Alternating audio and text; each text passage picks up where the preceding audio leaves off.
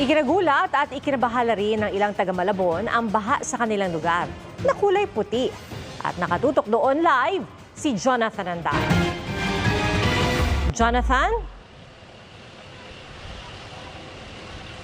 Pia, kaninang umaga pa to pero hanggang ngayon ay hindi pa rin umuhupa yung baha dito sa may palengke ng Malabon. Sa ngayon, umaambon ngayon dito, malakas ang ihip ng hangin at makulimlim ang kalangitan. Sa tala ng Malabon CDRRMO, sa 21 na barangay dito, 16 na barangay ang binaha ngayong araw, 18 inches ang pinakamalalim. Yung isang barangay, kakaiba ang baha dahil kulay gatas. Nagulat ang mga taga San Agustin, Malabon dahil puti ang baha sa kanilang lugar.